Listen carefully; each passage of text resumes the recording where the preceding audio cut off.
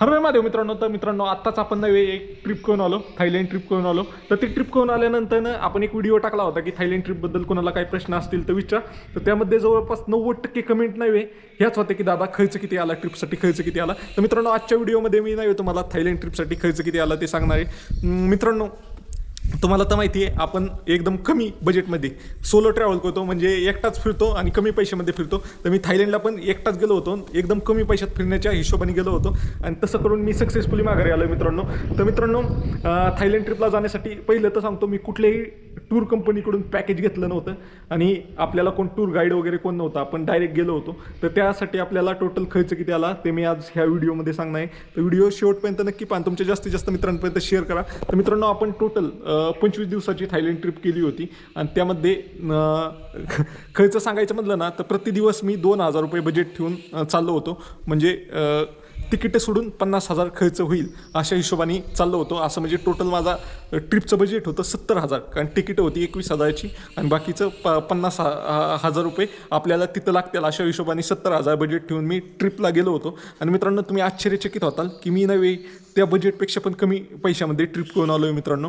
कारण काय झालं, जे मी बजेट ठेवलं होतं 50,000, तर ते 50,000 बजेट नव्हे, माझ्याकडं पैसे होते पण ते होते बँक अकाउंटमध्ये, ते मला काढताच येत नव्हते कारण माझं ATMच तिथं चालत नव्हतं.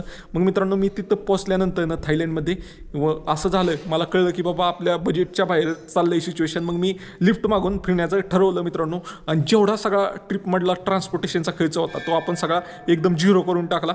म्हणजे तुम्ही थोडक्यात मी नव्हे जेवढा पण खर्च केला ट्रान्सपोर्टेशनमध्ये ते म्हणजे मी एकदम बेसिक बस आपल्या ज्या असतात लोकल बस आणि मेट्रोनी प्रवास केला, तिथे एकदम थोडक्यात आपलं प्रवास झाला. आणि बाकीचे जे मोठा प्रवास होता तिथं सगळा लिफ्ट मागून केला. अशा पद्धतीने आपल्याला नव्हे ह्या ट्रिपमध्ये नव्हे 60,000 रुपये खर्च आला. म्हणजे जवळपास 39,000 रुपये आपले तिथं थायलंडमध्ये 25 दिवसामध्ये खर्च आला. आणि बाकीचे 21,000चे आपले तिकीट होते. त्यामध्ये आपल्याला खूप जणांनी मदत केली, जसं की पटायामध्ये एक हे होते आपलं हॉस्टेलवालं होतं, त्यांनी माझ्याकडून 3 दिवसाचे पैसेच घेतले नाही, म्हणजे जवळपास 500 बात घेतले नाही. अजून पटायामध्येच नाही आपल्याला भरपूर सारे महाराष्ट्रातले पण हॉटेलमधले पण भेटले होते आणि लोक भेटले होते, त्यांनी आपल्या जेवणाची वगैरे व्यवस्था केली, तिथं पण आपले पैसे वाचले. अशा प्रकारे आपण थायलंड ट्रिप नव्हे फक्त 60,000 रुपयात केली. तर मित्रांनो तुम्हाला ही माहिती कशी वाटली कमेंट करून नक्की सांगा. आणि तुम्ही थायलंडला गेला असेल तर तुमचा जो 7 ते 8 दिवसाची ट्रिप केली त्याचा खर्च किती आला ते पण कमेंट करून सांगा.